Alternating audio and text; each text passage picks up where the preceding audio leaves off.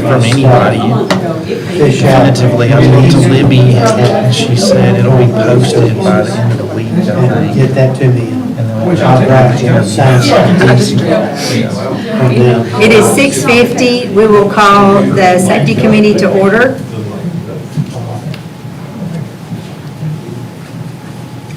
Consider purchase of a F-150 from the drug fund. Yes, we're requesting approval to purchase this vehicle. It's a 26 Ford F-150, police responder 4x4. It's included in the drug fund budget and will be replacing a vehicle that was declared a total loss in a crash earlier. The quoted price is $47,232 from Ford of Murfreesboro and is on the state contract. It's in the current budget, drug fund budget. Make a motion. Then we take it to the board. A second. I have a motion and a second. Any further discussion? All in favor? Aye. Aye. Motion passes. Thank you. Is there anything else to come before the safety committee? We stand adjourned.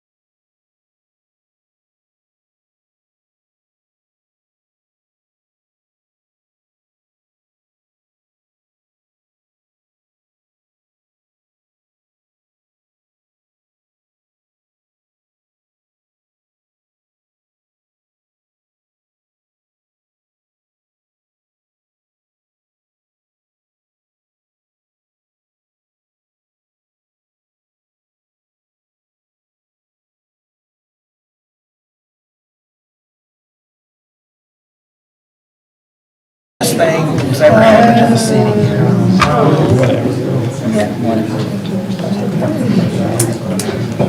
The time is now 6:55. I'll call the Parks and Recreation Committee meeting to order.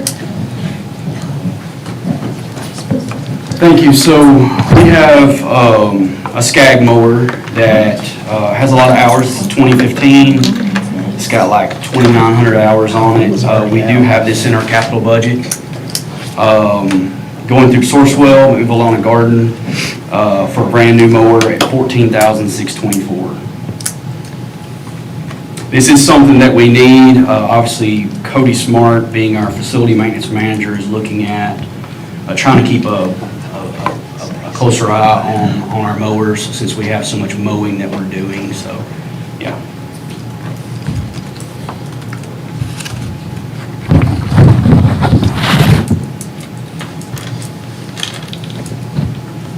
Motion to approve. I'll second it.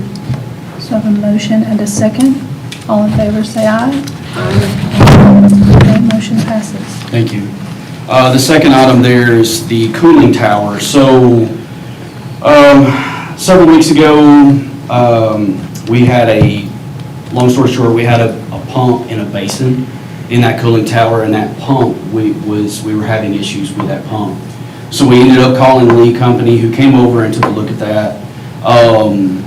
They had made the recommendation to us. They had asked us if we had a treatment plan for this cooling tower. We know that was such a big expense that we had put in. So they gave us this cooling tower asset protection agreement, which is a semi-annual inspection. And then it also gives us a chemical controller that will chemically treat this basin so we don't have bacteria in the basin. The controllers we put into our geothermal room. We will own this equipment after 3 years, but this is a 1-year agreement that we would have with them. This also was put into our capital budget for the total of $15,792. In their semi-annual inspections, they will also come out and check belts, motors, and fans, grease things. They'll check all of that for us as well.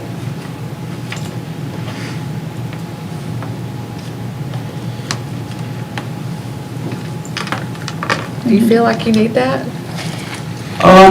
If you had asked me that a year ago, I probably would have said no. But since we have looked more into it and I've met with Cody Smart and talked about it, again, it being such a large investment that we made, it is something that other facilities like us do, especially with large cooling towers. We felt like after we met with Lee Company and really understood the process that this was something that chemically to treat it is something that we needed. And it will give us data, it will give us reports, but it is something that we felt like we should do.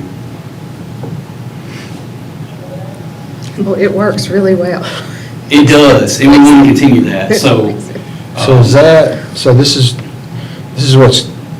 part of the geothermal system. Yes, sir. So this is what's pumped in the ground and then comes back out in the cooling tower. So this is propylene glycol or whatever. Yes, sir. That's what we're talking about, right? Yes, sir, and so again. Same stuff in the AI data centers, as a matter of fact, is what they're. And what we were concerned about, once Cody got into the basin and started looking into it, we started looking at, again, we just don't want that bacteria, that growth in there. If that water is sitting still, we don't need that. So we definitely don't need that as it's circulating through that closed loop. So we wanted to chemically treat it and do it right. And Lead Company can provide that for us with this agreement. Is that who's been done other service agreements with us, or? We've dealt with CHC. That's what I was thinking. Yeah. They didn't. We didn't approach them on this project, but again, we had kind of went with Lee since we had citywide had kind of gone to Lee, so Cody had contacted them. Okay. Yes, sir. And this money is in the. Yes, ma'am. It's in our capital budget. Okay. Yes, ma'am.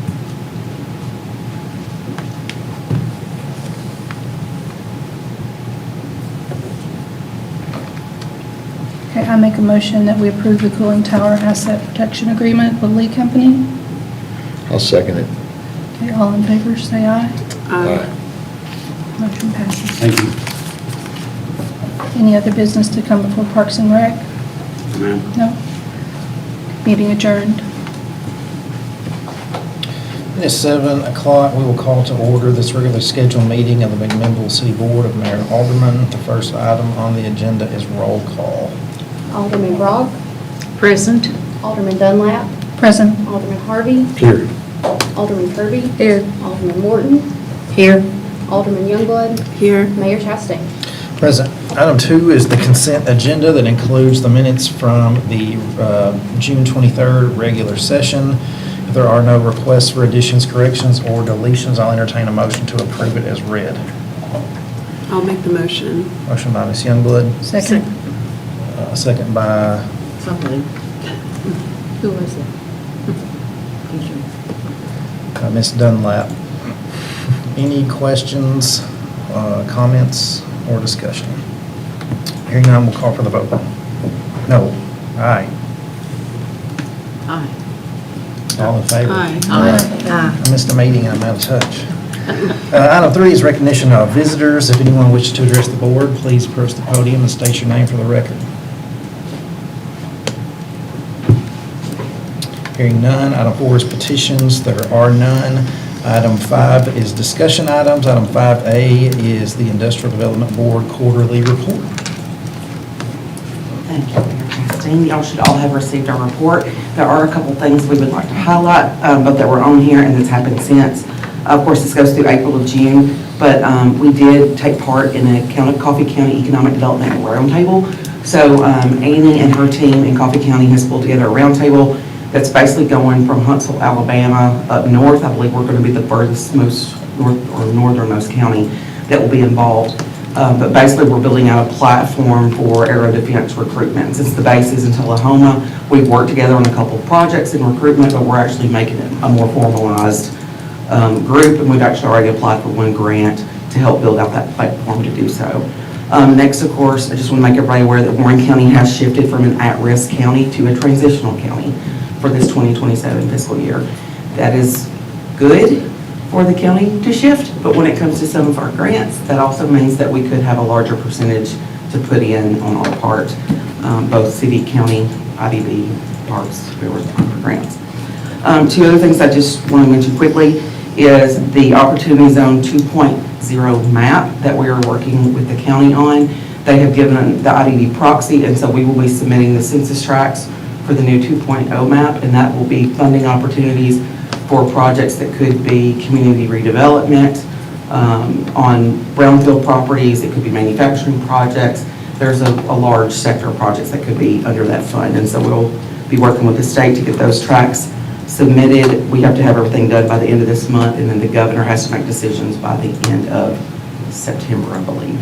The last thing, last week we did hold an asset strategy session and invited seasoned economic developers from around the states, and we viewed many of our properties around the community and county, and got some feedback from some others, and we'll be working on some projects related to that. Does anybody have any questions? Thank you. Thank you. Item 5B is consideration of the reappointment of Sally Brock to the Board of Public Utilities. Her term is up at the end of this month. I've received correspondence from the chairman of the board, Dr. McKinley, as well as Brittany Davis, the CEO, and they have asked for our consideration to reappoint her. She has served a number of years and currently acts as the vice chair. So, I'll make that motion. motion by Ms. Youngblood. I'll second it. Second by Ms. Kirby. All in favor? Aye. Motion passes. Item 6 is action items. Item 6A, Mr. Neil Cox from Rotary has asked us last minute to remove this from our consideration tonight, and he will bring it back at a later date. Item 6B is a request from Junior Auxiliary to hold Sip and Savor downtown on September 26th. Yeah, so with that, Sip and Savor, we do have a Levitt concert series that was scheduled for that night. Main Street